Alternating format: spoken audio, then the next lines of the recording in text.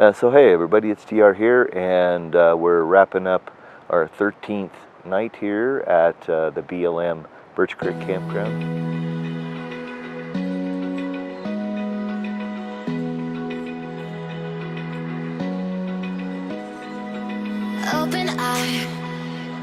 Time to move on tomorrow. Haven't really decided yet where I'm going, but I'm either going east or west. How's that sound for you? Actually, I think what I'm going to do is I'm going to reach out to a friend of mine that is a fishing guide over on the South Fork of the Snake River, and see how the fishing is over there. And maybe go over and float some hopper droppers or strip some streamers and see if we can pull some big fish out of the South Fork of the Snake River. When I was over there 6 weeks ago, the river was still running high and hard, and so I really didn't even bother to try to fish then. Otherwise, I'll probably start to meander west. I've got a very important date coming up on September 12th. So I have approximately two and a half weeks I got to knock off here between now and then, and it sounds like some fishing might be in order. As far as the Eclipse goes, it was amazing.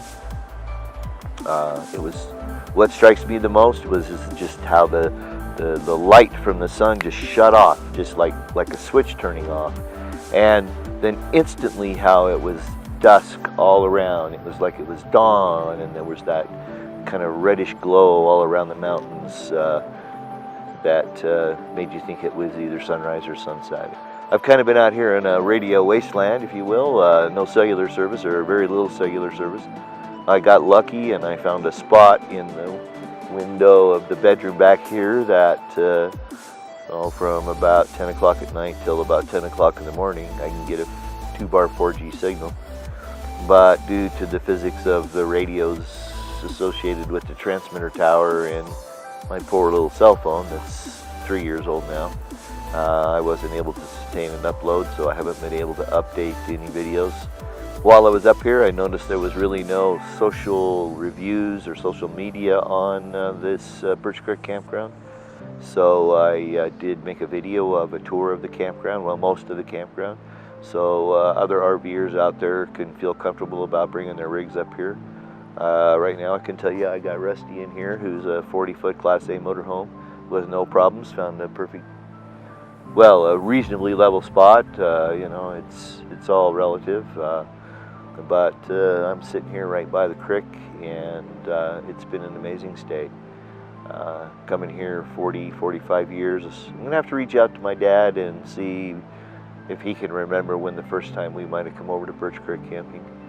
But I've been coming here many years, and it's a favorite place. I've also got tons of RV repair to do after being on the road for the summer.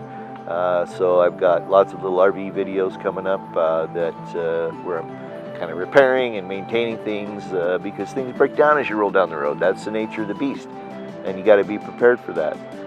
In fact, I have a video coming up here. Oh, it'll probably be here in another 6 or 7 weeks, kind of when I get settled in for the winter, because I lost a motor in Iowa, Cedar Rapids. Yeah, I had to sit and think about it for a minute. I was confused about that the other day too. But that was quite the ordeal, and I'll be giving everybody sort of a heads up and an update and a video on how that all went. It actually went pretty well. If you have a chance and you're over here in southeastern Idaho, make it a point to come up and spend a day or two. It's beautiful country up here, a very nice stream right behind me, and just amazing mountain vistas all around.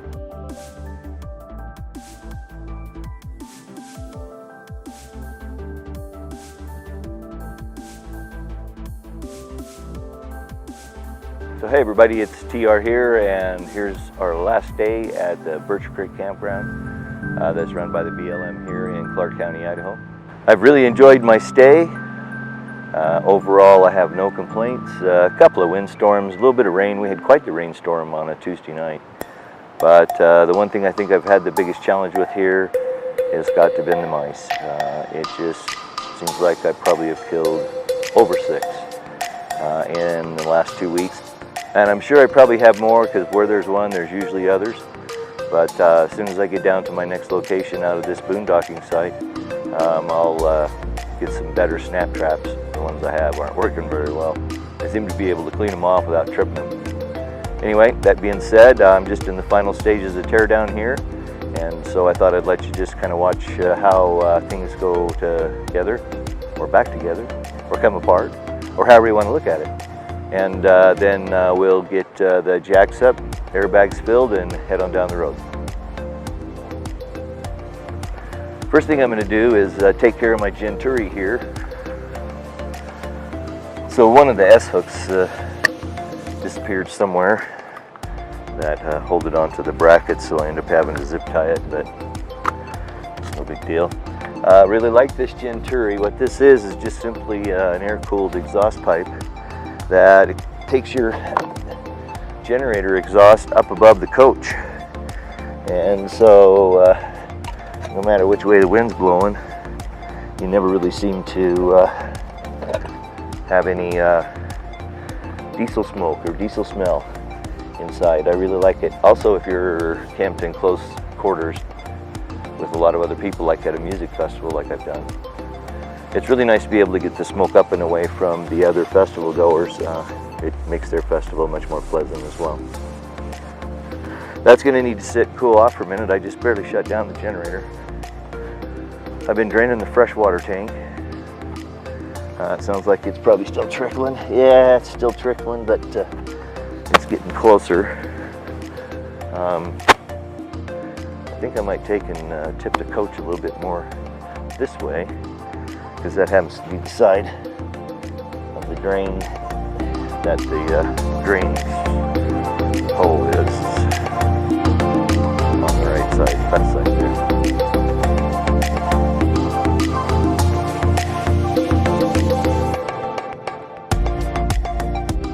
So I did pretty good. I had to add roughly 20 gallons of water over the 2-week period. I could have got by without it. As you can see, I'm draining water right now, and I probably drained about 15 gallons. My gray tank's at about 75%, the black tank's at about 80%. And the gray tank, I did pull about probably 12 gallons of gray water out of it mid last week, just to make room, because I knew I had company coming, and I wanted to make sure we had everything tuned up for them. Yeah, at some point, somebody who smoked Marlboro menthols camped here, because I bet I've picked up 100 cigarette butts, and then also these damn footies from Tootsie wrappers. There's probably been 100 of them that I've had to pick up over the last couple weeks. There's an old piece of tin can. Yep, everywhere you look. If I stopped and looked, I bet you I could pick up 5 pieces of trash or broken glass.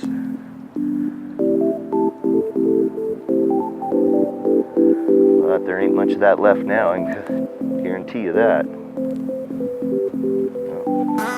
Fishing line. Lots of fishing line. This one even has a hook on it. So I will say that I'm sad to go. It's been great out here. Like today, it's just perfectly quiet. Just very little highway traffic. And if you're a regular watcher of my videos, you know that I take care of my tanks using a method called the BioGeo method. And that method involves a lot of water and Boraxo and some so that was working pretty good, but I was not able to add the water to the tank that I would have liked to have added, because I was saving that for potable purposes, for drinking water. And so the concentration got a little heavy. And so the dirty little secret that I'm keeping that I'm going to share with you right now is that I did use, 2 bottles of the TST treatment that I showed in my BioGeo method video. Mostly just to help for deodorization, just to help keep the odors down. It really wasn't too bad, but I had company coming, and I thought, well, that's going to add a little pressure to the system, so maybe we better add another bottle just to be safe. But overall, I was very pleased with it. I really didn't have to mess with the tank until Tuesday last week, and that would have been 6 days into my 14-day stay. Well, that tank has got to just about be dry. What we're waiting for right now is just this potable water tank to drain. And then we're going to get out of here. But since we're not in any particular hurry, let's just let it run. I like to get the slide in. That's about the only thing I'd like to get taken care of. But there's always another piece of glass to pick up. Oh yeah, and a metal bottle cap. What's left of one that's been there and rusted some bad deck. Only half of it was there.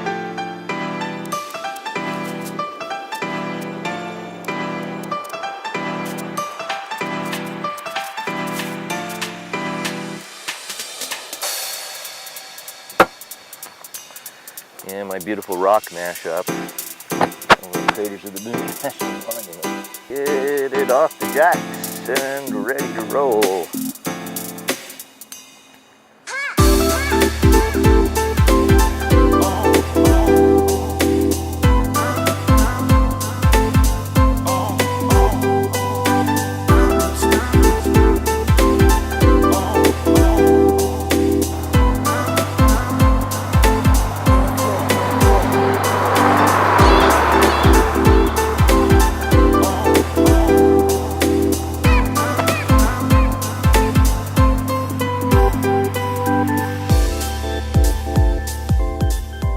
Here, and we're about ready to leave the Birch Creek Campground.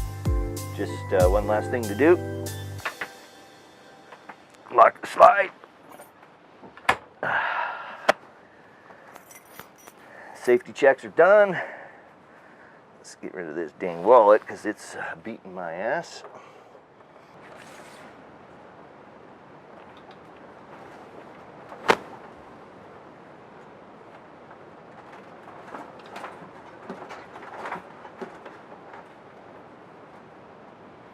So we're right down maybe an eighth below 3/4. I wasn't exactly sure how much fuel we'd use generating all that time, but we don't seem to use too much.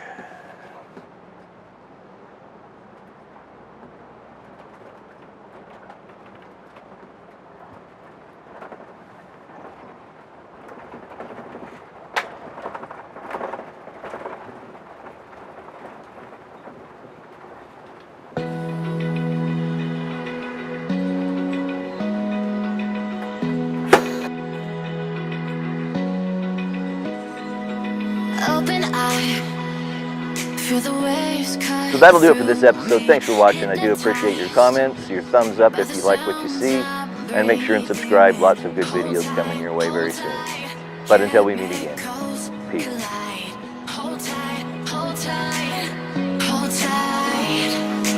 Dripping lights paint the skies, all because of you. Dripping lights paint the skies, only you can make me move. You can make me move. Can make me move. You can make me move.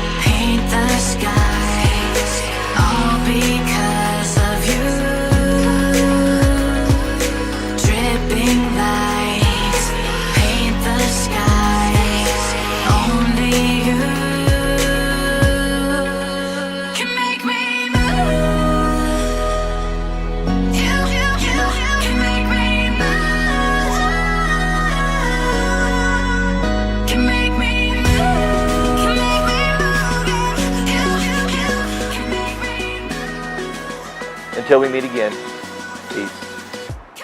Until we get together again, peace. Until we get together again, thanks again for watching. Peace. Until we get together again, peace. So till the next time we get together, peace. Peace.